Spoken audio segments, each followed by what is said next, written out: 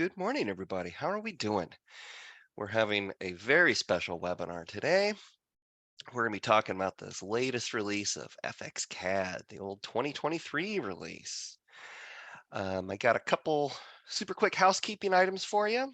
We are recording this, and so it'll be up on the website later today, so you'll have that. And we are also here talking to you live, though, right now. So there is a Q&A button at the bottom of your screen there. And you can click that and type in any old question that you want to ask us. And note that if you even click it now, you can get that situated so it doesn't distract you. Be a little quicker to type a question, but also you'll be going to be able to see whatever answers that we type to other people's questions. So it makes a fun little companion. You're here along with these other 20 or so people, still streaming in. Everyone's still coming in, I see. And we're ready to have a fun webinar. I believe this is our 12th version of Fxcad. It was at the Autodesk University conference in Las Vegas back in 2012. And a representative from TechSoft came up and introduced himself to us and mentioned that they run this little known program, this little division of Autodesk, and distribute this thing called Autocad Oem. And, I had never even heard of it, at that time even. And what it is it allows software companies like ours to take this, the AutoCAD engine and then package it and distribute it and support it and sell it as a branded version of CAD for, specific for their software, and offering very more tight integration with their unique software, and do whatever they need to do with it. And he thought it might be a perfect fit for us, and it really has been. It's really been great giving people this option to go with Fxcad, which is still this genuine Autodesk CAD engine, but yet it is sold and supported through us. And so it gives that single point. Someone can come to us with nothing and buy everything they need, and also all that support goes through us. So it's really just been a fantastic addition to what we offer, and has really helped. And we're really excited to share with you the latest. So we're going to help, even if you've known nothing about Fxcad, this will be the great webinar for you. Also, if you've had every version of Fxcad since 2012, you're going to want to watch this to see what is just simply new with 2023. Because the way it's perpetually licensed, you don't have to upgrade to it, so you can decide what you want to do. So I really think it's just the best of all worlds combined. It's one of those things where you're like, you keep waiting to say, wait, what's the catch? And there really is no catch. It's just one of those things that just works out. But anyway, let's see what Amanda has to say, and I'm going to let her take it away. Fantastic. Thanks, Cher. Hello and welcome, everyone. I'm Amanda Marin. Here I am. I'm our resident landscape architect and CAD ribbon wrangler. It's great to see you all again for another fantastic webinar. And I always look forward to this one each year because it means we've finished up all the work that goes into Fxcad this year. I'm sure you all know that feeling of wrapping up a big project and presenting it. So here we are, and here's some fantastic news. You can upgrade, you can get this today, right now. We feel great this year because the Fxcad 2023 engine is it's so finely tuned after over a decade of making it that we've been able to release it sooner than ever before this year. It takes a lot for us to be confident in the stability of a new version of CAD. And we know how much you all rely on our thorough testing of each new version to make sure it's reliable enough for you and your team to also switch over. So that's what we're going to be going through a little bit today. We're going to be reviewing a little bit about what Fxcad is, the pricing, and a lot about what's new this year. But first, for those who haven't used Fxcad before, I want to highlight the number one reason those who start with it stick with it, and that is this, our support team. I can't say enough good things about everybody here on our little Land Effects team. Mike Bennett here at the top. He makes sure the installer is seamless. Paul over here has the beautiful graphics. And I mean, how did he know that purple is my favorite color?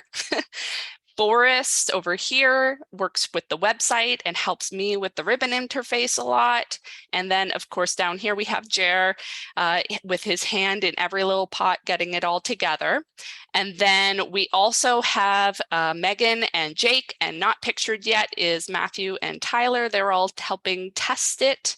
And then also not pictured here are our sales team and Jason, who works on the documentation. Jason works there. It's a huge team effort to customize each year so that you guys don't have to. But we are also the team that helps you as your CAD technical support too.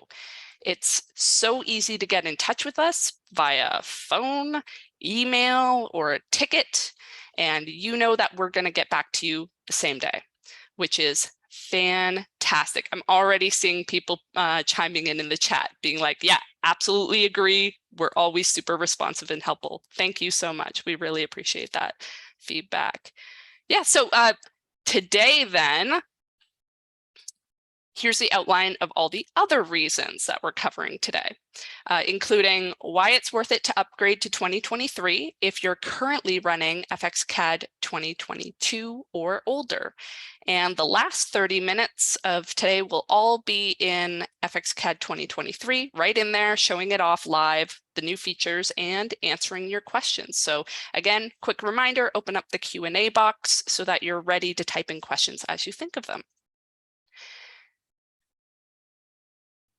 So let's move over here. This is, of course, our yearly reminder of the version support for both Fxcad and AutoCAD. That includes AutoCAD like Civil and the other vertical platforms like Map and Survey as well. So we support the latest 5 versions, but we don't drop this 6th version right away. So this year it's 2018. So if you have Fxcad or AutoCAD 2018, remember that you do need to upgrade to something newer by New Year's Eve. When the ball drops on New Year's, so does our support for 2018. So if you are on 2018 right now, if you were to upgrade your Fxcad, you would be jumping up to 2023, and you get to hang out there for another 5 years if you want to. It is a necessary thing that we kind of drop that support of such an old version so that we can evolve land effects with AutoCAD. And it allows us to utilize some of the new features that aren't supported in those old versions. Some of the things that we're going to look at today might allow us to make our landscape and irrigation and detail tools better. But if you haven't jumped on board after a decade of Fxcad, you might be wondering what it is. So it is a genuine Autodesk engine CAD software. We take AutoCAD, we work with their licensing team and custom strip it down to the basics of what a landscape or irrigation designer or a detail drafter would need.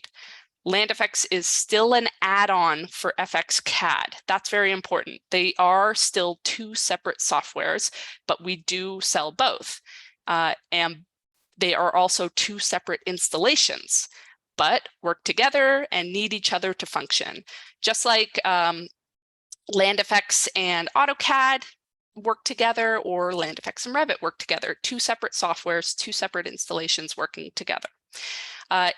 So Fxcad is also like AutoCAD LT in that it can't run any other add-ons, but it actually includes a lot of commands that LT doesn't as well. So it's like LT, it can't support other add-ons. The only add-on it can support is Land Effects. And of course, then you've also got that item that it's supported by us. So then we always want to make sure that you guys are also aware of the differences between full AutoCAD, which can install land effects, and Fxcad, which can also install land effects. While the extra support we offer and the reduced price are great, there are some things Fxcad can't do that you can only get in full AutoCAD or Civil 3D. Choosing the right CAD platform means considering what you can live without and what you can't live without. It's the same decision you'd need to make if you were trying to decide between full AutoCAD and Civil 3D as you would between Fxcad and full AutoCAD. And we're happy to offer you this additional cost tier with Fxcad where you can still install Land Effects as an add-on as a replacement for the AutoCAD LT tier. So just have a look through these things. One thing that I did want to mention, sorry, that 2023 can't do, sorry, a little typo, is the Autodesk traces and markups and Autodesk 360. Those do require the sign-in process that you get through Autodesk and a licensed full version of AutoCAD. So you can't do those with Fxcad. But let's move on to some cost comparison. Cost is always, of course, going to be a big factor for you guys in any decision in your business. So I wanted to break it down for you in a way that you can easily compare the long-term costs with other CAD platforms, any other CAD platforms. I think it's really important to look at your long-term costs, especially when considering perpetual license, which is what Fxcad is, and subscription costs. So it's a perpetual license, which means you do not have to upgrade each year.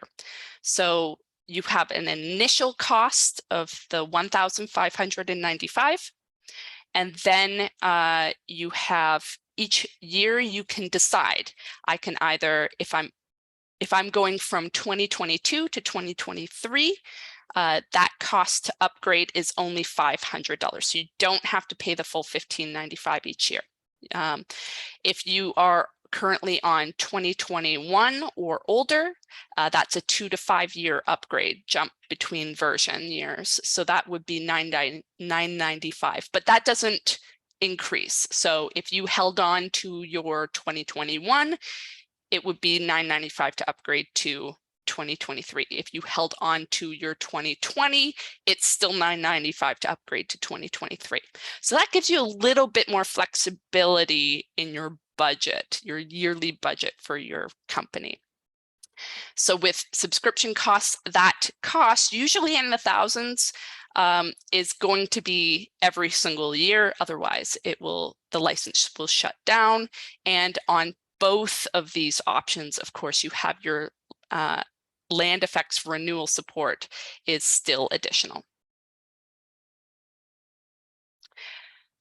So let's look at that comparison really over here. How does upgrading Fxcad each year compare with waiting to upgrade over the 5 years? I told you that was an optional upgrade. So if we upgrade every single year, making sure we are taking in all the new features in tiny little bite-sized chunks, that's a lot easier to manage the learning curve.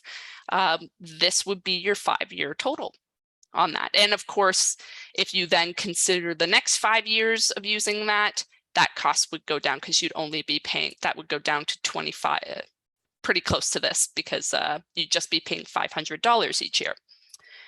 This is just your first 5 years. But then if you were to skip the upgrades and stick with 2023 for 5 years and upgrade on the 5th year, so maybe this is kind of your cost comparison. If you're on Fxcad 2018, this is kind of what you're paying. Then every 5 years, you're just paying $995. Honestly, personally, this option is very budget friendly. However, it is a whole lot to take in on that year 5, switching over to the new version. You are now getting 5 whole years of new features just thrown at you all at once. And from just talking to the people who have done this, it can seem overwhelming to them. So I usually want you to maybe consider upgrading every 2 to 3 years if you're looking for a more budget-friendly option like that. Or if you want to wait the 5 years, just be aware of what you're getting yourself into. So then, of course, we want to consider who this would be, who benefits the most from Fxcad 2023. Just Fxcad. Pretty much everyone, those who are dedicated land effects users, of course, you will benefit from this a lot. If you're a sole practitioner or looking for a more budget-friendly option, or if you're just trying to reduce some costs, you would also benefit from it, because you don't have to go all AutoCAD or all Civil 3D or all Fxcad. You can actually pick and choose between the versions. And anybody who wants to really values that ability to be flexible on their budget and decide in a bad year to maybe hold on to that old perpetual version and kind of choose when you want to upgrade, you would also benefit. However, if you want to stay up to date every single year, you would also benefit from the reduced cost of this option as well as anybody who has given us a phone call and actually gotten through to a person and gotten their issue fixed right away. You guys can obviously see the benefits of having us as your support team. So what's the big difference between full AutoCAD and Fxcad, this kind of stripped down version? First of all, the installation process is a little bit simplified, and if I'm quite honest, Mike has made it particularly beautiful this year with just a really quick thing. It's slightly different because the trial version versus upgrading it to have your serial number is a little different. So that's just why we have this screen in the installation process. That's a little bit different from AutoCAD, but the size and the installation process are actually very, very similar, right? We have some beautiful pictures to bring you through that install process as it's going along. And then when it is installed, Fxcad will automatically ask you to install land effects afterwards and connect it to your land effects folder, your server folder. Whereas you will have to track that down and run it yourself if you install AutoCAD 2023. So just be aware if you go that route that you will need to grab that setup FX workstation and do that afterwards as well. These are the differences once it's installed and running, just so you can be aware of how they look different as well once installed. And of course, the things that they are running. Actually, this year it's very similar as to what gets installed. There are some additional items in here in Fxcad 2023 that can be further stripped out. I believe Jer mentioned the material library does get installed. We can't prevent it from getting installed, but you don't need it in Fxcad 2023. So if you need to save a bit of space, you can remove it. Okay, so why upgrade your Fxcad 2018 through 2022 to 2023? Again, recapping, you have a better time adjusting, an easier time adjusting to updates and changes if you upgrade more frequently. Then you know that you are going to always have the latest version to receive files from other firms. However, one thing I do want to note is that Autodesk has not done a version upgrade, a version increase on the DWG files. So actually all files are technically still the 2018 version. So that's less of a problem these years than it was in the past. However, making sure you're not, if you are coming to Land Effects new and you're wondering if you should get Fxcad, this way kind of upgrading like this from something like 2016 AutoCAD up to 2023 is a huge, huge necessary need, because you want to make sure the files you receive you can actually open. So it's also better on your budget. You get these new features that we're going to be going through. The interface will also, if you look through our webinars and our power tips, you know that everything that you're getting in our newsletter, the interface will match. So it'll be a bit easier to navigate and learn. And you'll also have the same version that our tech support staff, including myself, are using. So it's going to be a little bit easier for us to find things than it would be if you were still running 2018. You might be missing a lot of things. I do know that there's been some great improvements between like 2022, 2021, and 2020, where I get somebody who's still on 2019, and I'm like, oh shoot, you guys don't have find unpurgeable items. That would make this troubleshooting a lot easier and faster. So just some additional tips on why to upgrade. And of course, you want to make sure your office keeps up with your computer maintenance. You don't want to get behind on your computers as well. You don't want people running 5, 6, 7-year-old computers that are really struggling and at the end of their life. You want to do the same thing with your, it's the exact same thing with your CAD platform. Okay, let's go on to what's new this year. So new for 2023 that I'm going to show you, I love Extend Vertex. I instantly loved it as soon as I even saw it explained, and as soon as I tried it, loved it even more. So I'll show you what that does, because I have actually struggled with this up until this year personally, so I can't say enough good things about that.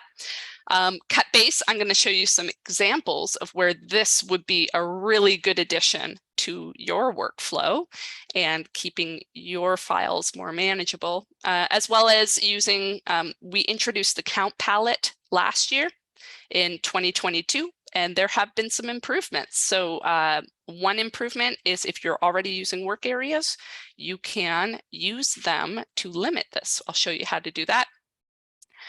Floating drawing windows improvements, I'll show you what that all means. It's easier to show than to read it. And then the rest of these are easy, again, to show than to read. So we'll just jump into those. We are making good time, so we're going to have a lot of time for questions at the end. So again, make sure to pull up that Q&A. I have seen some questions already rolling in and getting answered by Jer. But are there any actually questions, Jer, right before we jump into these things that maybe might be a good time to address? Oh, I think we're good. You can just keep on rolling. Okay, sounds great. Okay, so the first thing I wanted to show was one of the interface items is if you hover over this new button here in the Start tab up here, it actually shows you what template it's about to start a new drawing based off of, right? How simple is that? I didn't even think I needed this until I saw it. I was like, oh, that's just smart. Now I open it and I know for sure that whatever is in here, if I type units, it's all set up to that feet template. Of course, the other way, you guys probably already know, you can go into your options and go to your files. And I believe that is down here under template settings and default template for Q new. So I have that to none. So in that Start tab, that new drawing is just going to base itself either on the, it's going to base itself off of whatever template I used last in that list. However, if you go in here and hard set it to a certain template file, that area will also hard set to that template. So be sure to do that. So I can go in here and say browse. And I've got my decimal feet here or my decimal meters for the templates that come default with Fxcad available for you to, if you're new to CAD, these are great ways to just jumpstart your learning process, your learning curve into CAD. So I can set that to feet if I want to, or if I'm in Canada, back in Canada, to meters. I'm gonna say open. There, that's set. And I am gonna, if I set that though, here's another new feature that you didn't know you needed, and I'm just close it without thinking.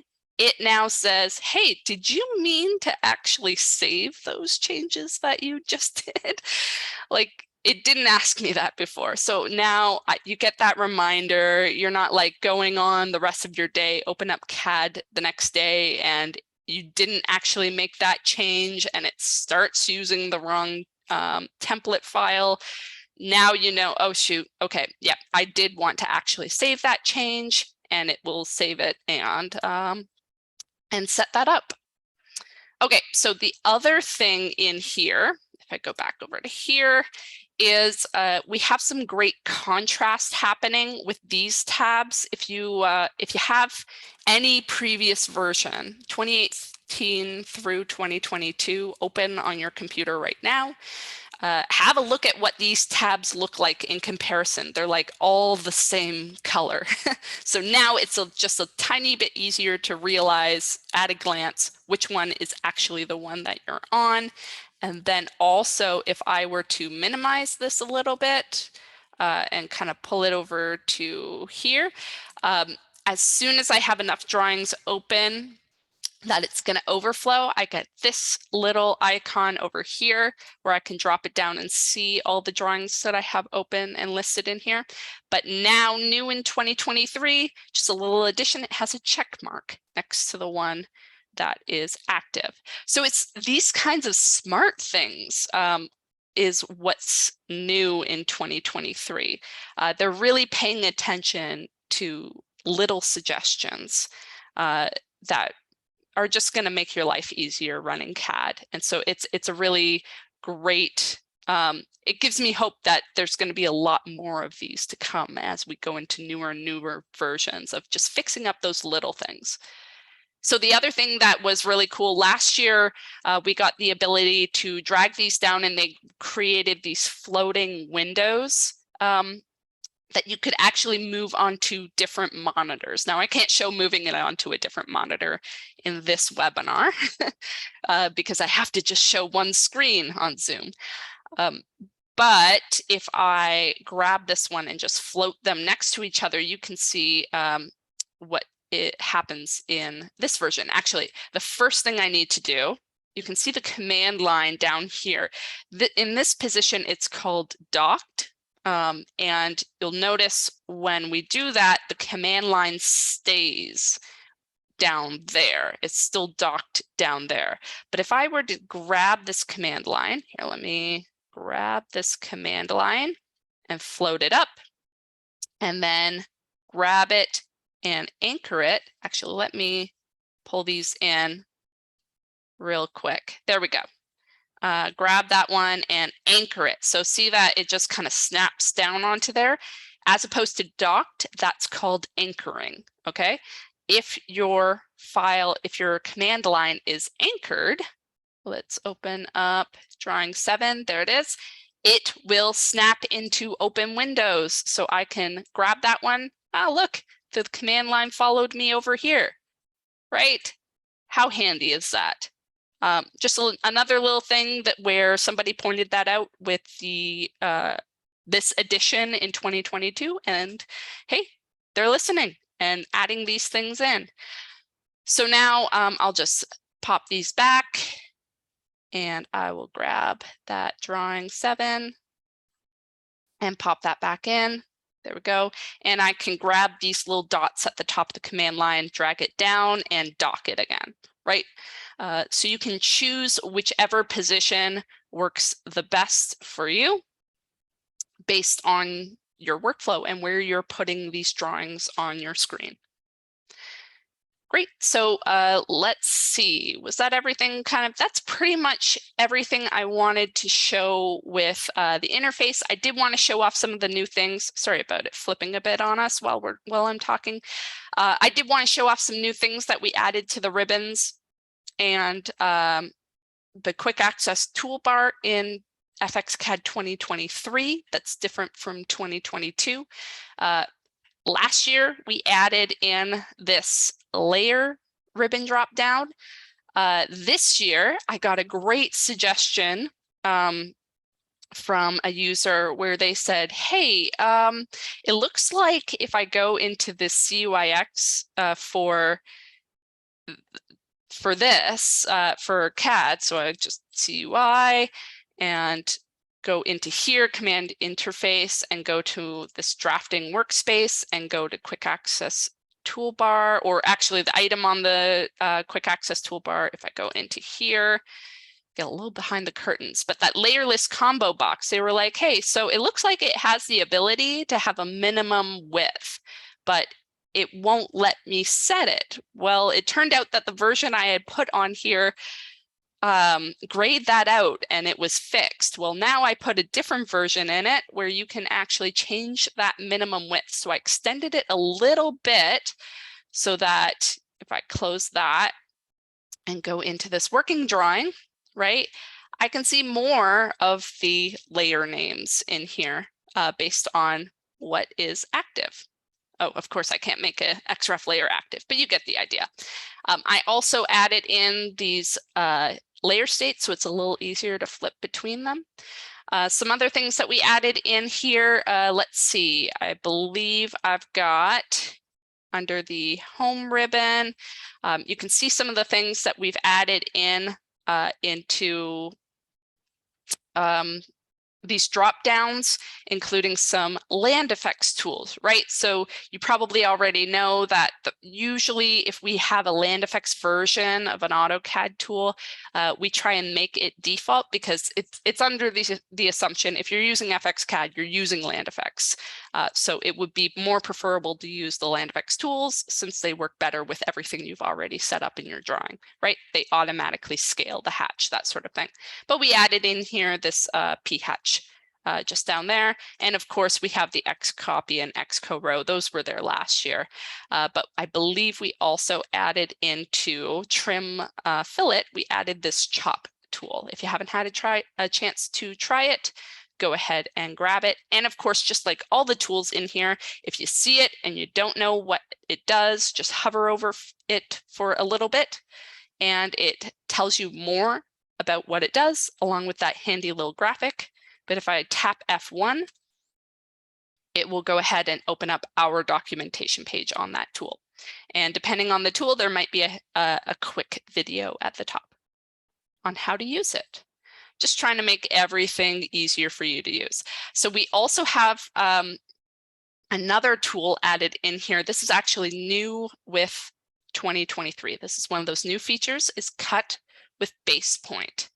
So with cut with Basepoint, I'll show you a great application to use it. So say, oh, I did not mean to zoom in there. Say you wanted to separate out this planting drawing into two different drawings so two different people in your office could work on it at the same time. Because of course, right, you can't have two people opening the same DWG file at the same time.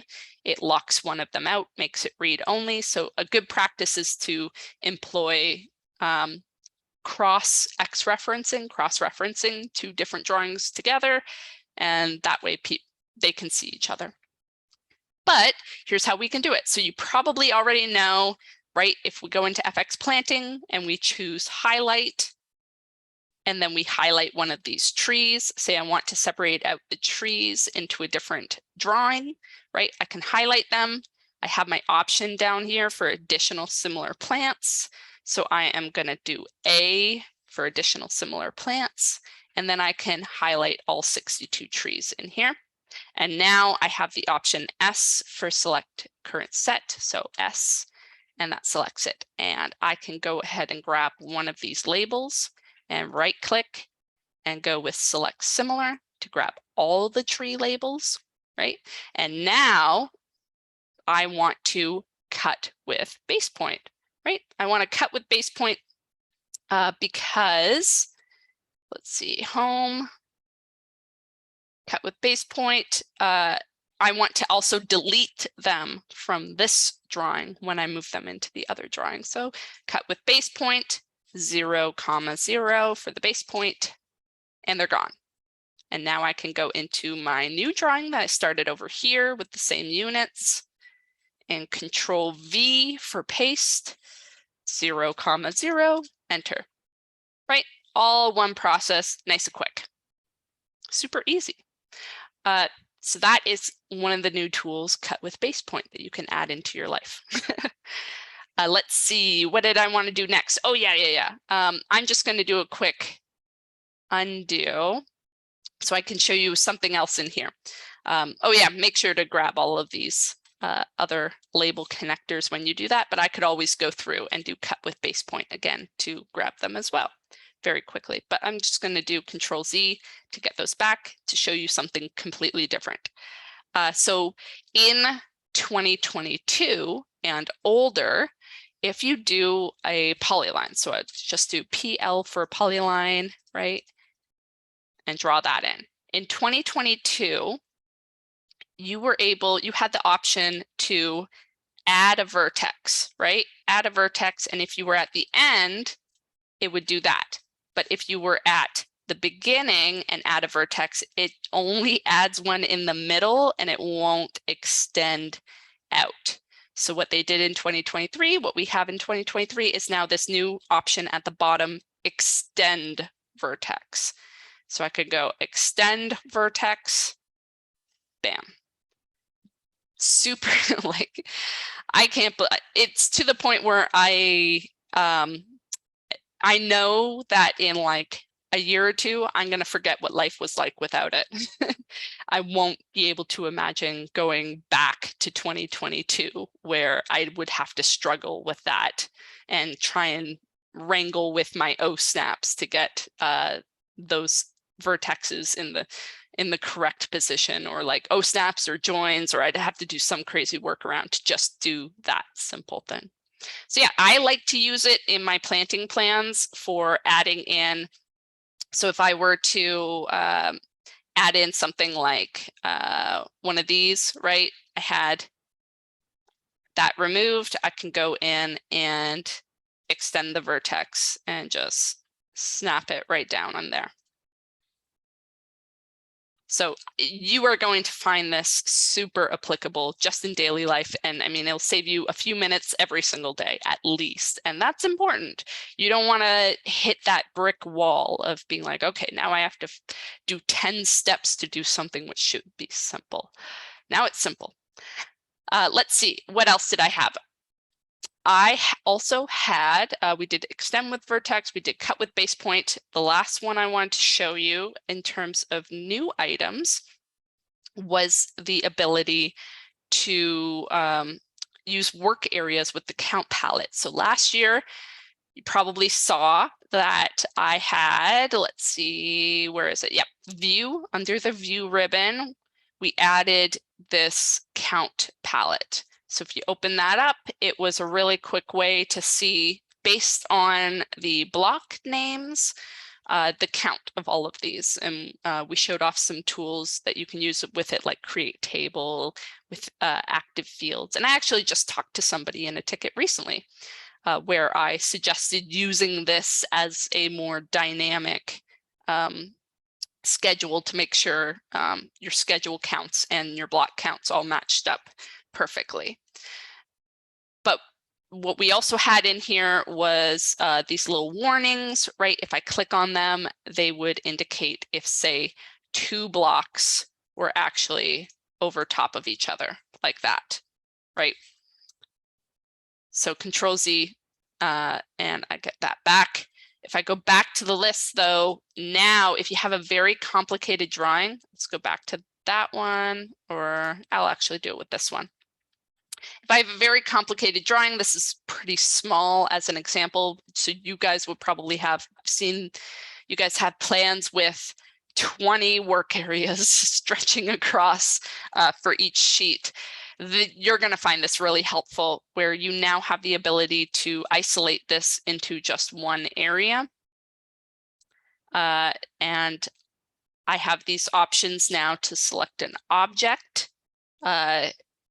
So I'm going to do O for object, and not reinvent the wheel and just use the work area that I've already set up with LandFX. And that isolates that count just into here. So you can go back to the list.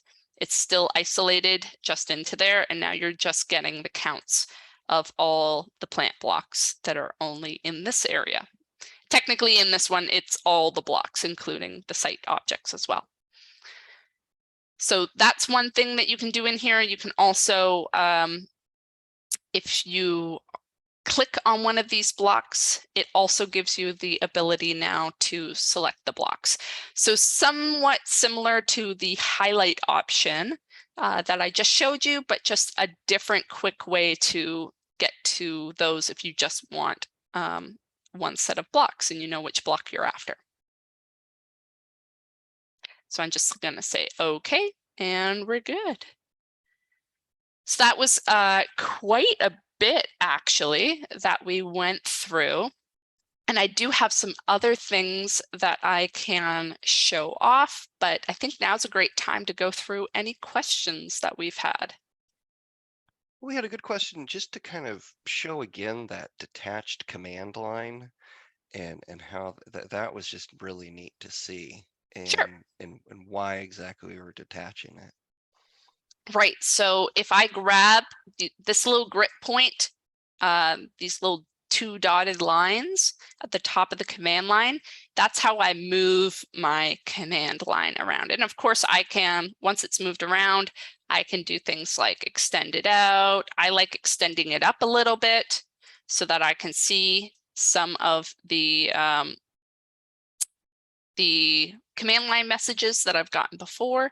But then if it's just floating around here, it also just kind of stays where it is. But if I grab it and then get to the point where it just snaps like that, you saw what happened there. If I go back and it just snapped to the bottom, that's when it's anchored. So this position is anchored versus docked, which is where I had it, versus floating, which is where I had it up here. So once it is anchored, I can grab this drawing and pop it out, grab this drawing and pop it out, and it is following with the popped out drawings like that, right?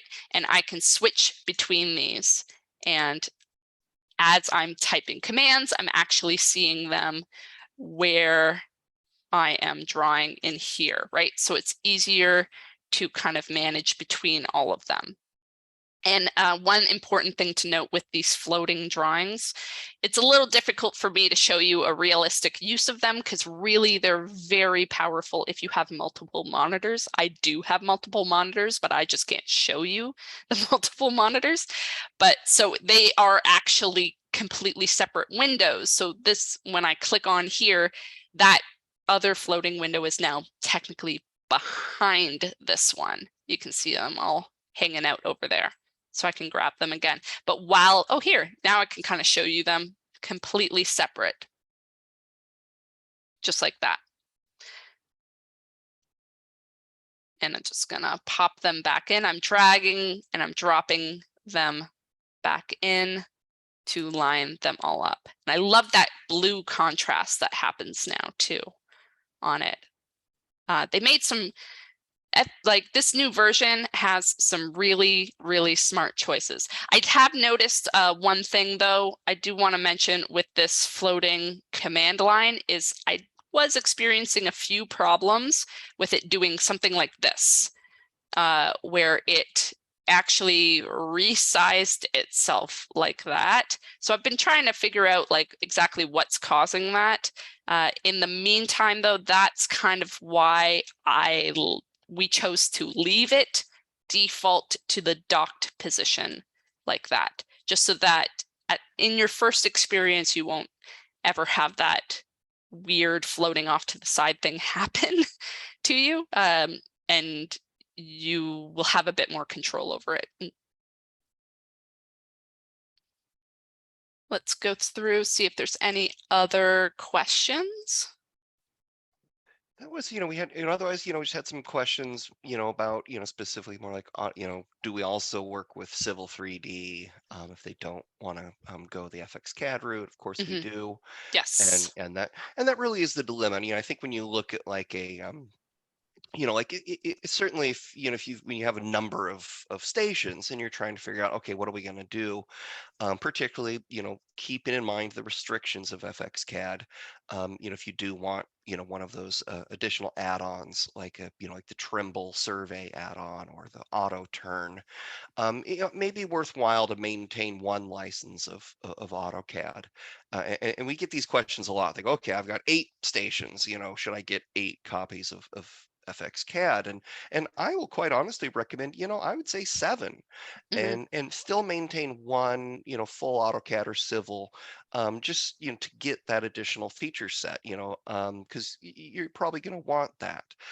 So it's definitely something to keep in mind. And also, though, now that Autodesk has the renting capability, mhm, is a very interesting one. So down to the sole practitioner, if you have just the one station and you're like, well, I do occasionally use that Trimble survey add-on, or I do occasionally use M-Color, you could just get they have a new points system for AutoCAD, which would work really, really well for even a single sole practitioner. And you could purchase a number of points to use AutoCAD for basically a number of hours during the year, very reasonably, just for those times where you do need that additional plugin. But then mhm, otherwise use FXCAD for all of your day-to-day work. And of course, again, getting all that support through us is extremely beneficial. If you've ever tried to call Autodesk, you know that it is a very different experience than calling us. mhm. Yep, and I'll kind of add on to that in that I personally used in an office a mixed fleet of Civil and FXCAD, and I found it pretty great. Saved a little bit of money, was able to make sure that we were using software legally also, with just making sure that we could afford what we needed, uh, and making smart decisions.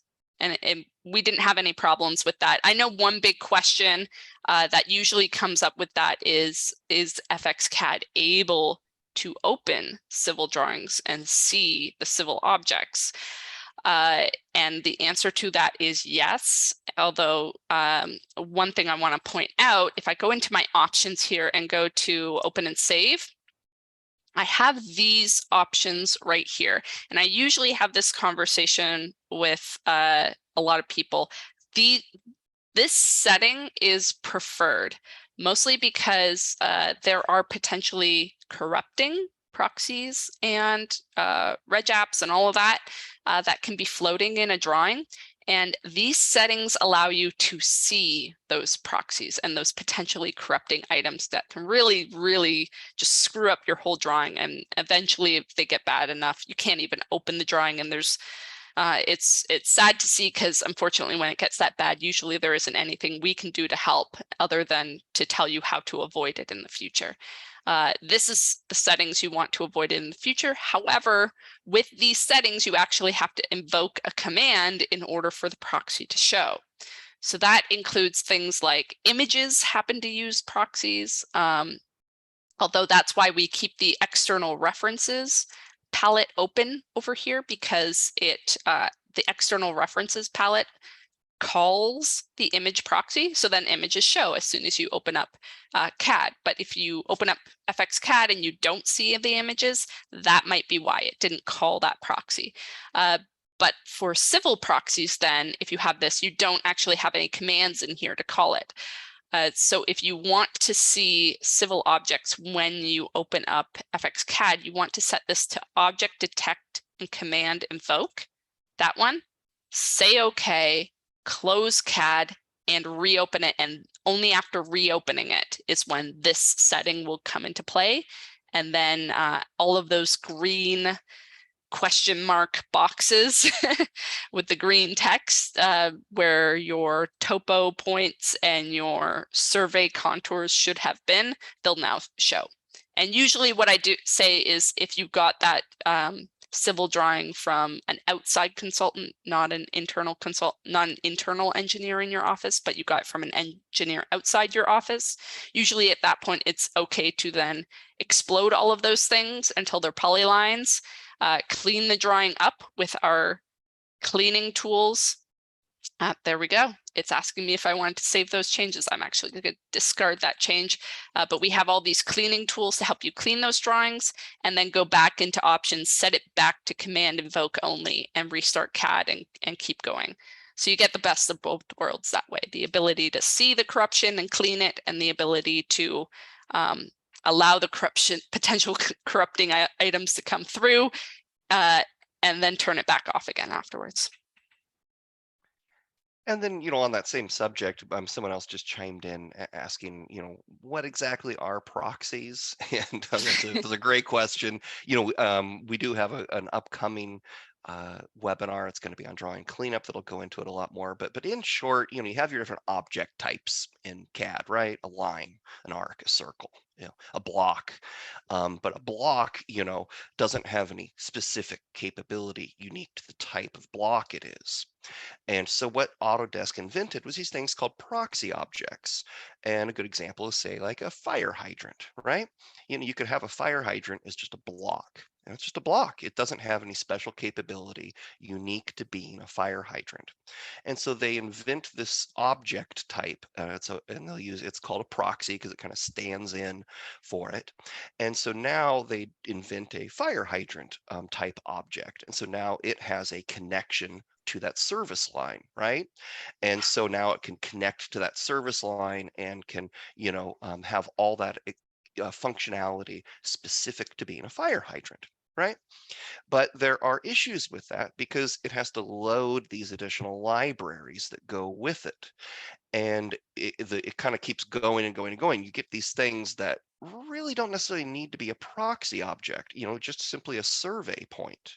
Why would a survey point need to be a proxy object and load this additional library and be a custom object type? Why can't it just be an M leader, right?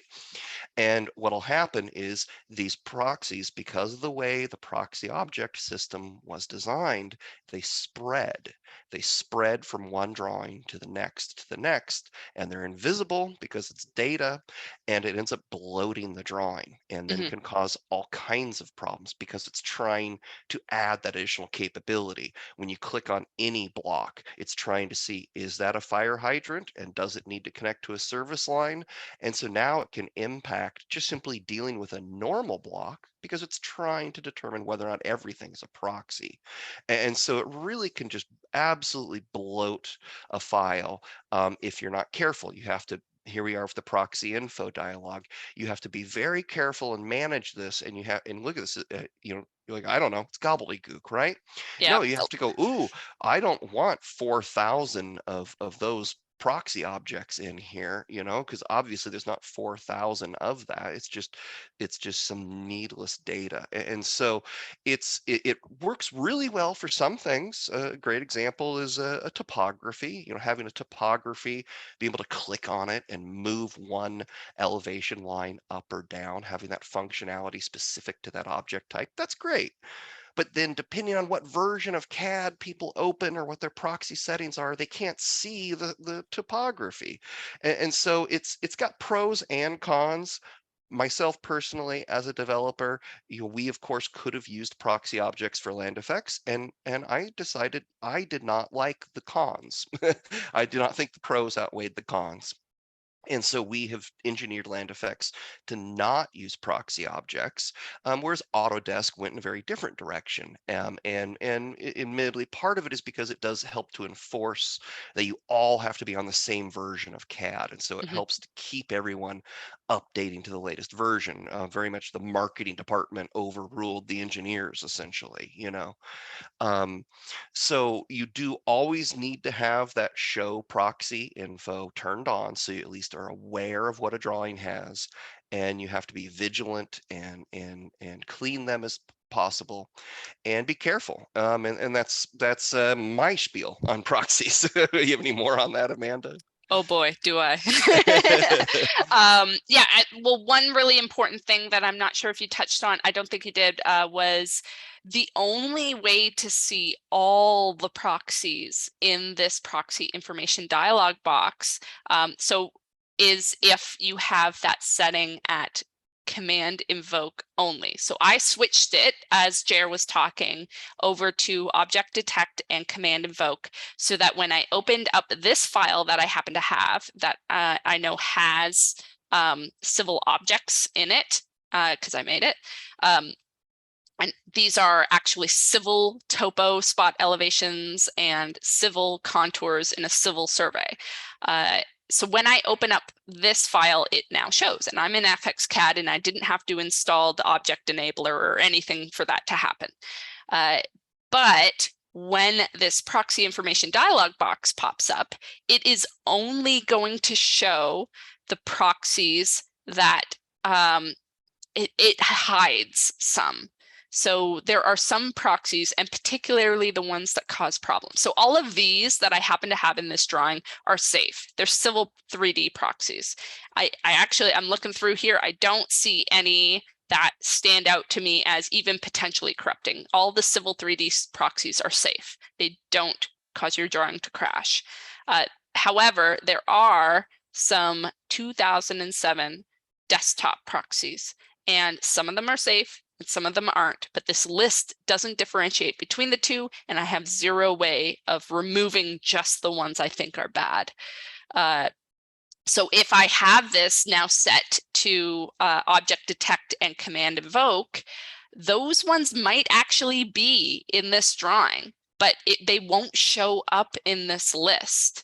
And they'll only show up in that list if I go through here and open up my options and set this back to command invoke.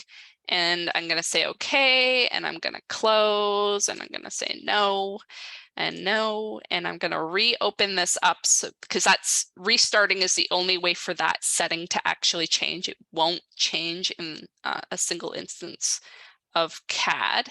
But if I go and open up that drawing again, open. Yeah, I'm going to continue opening the drawing, and then I'll have a look at this. There's probably going to be, sometimes there we go. See, that guy didn't show up in the list before. And this one is one of those, sometimes it's good, and some 50-50, it could be bad. And actually, these ones are really bad in that they are the ones where if I now go and open any other DWG file in the same instance of AutoCAD while I still have CAD up, I can even close this drawing but still have CAD up.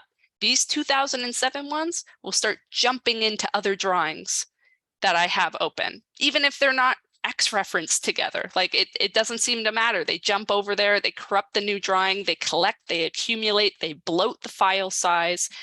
It's crazy.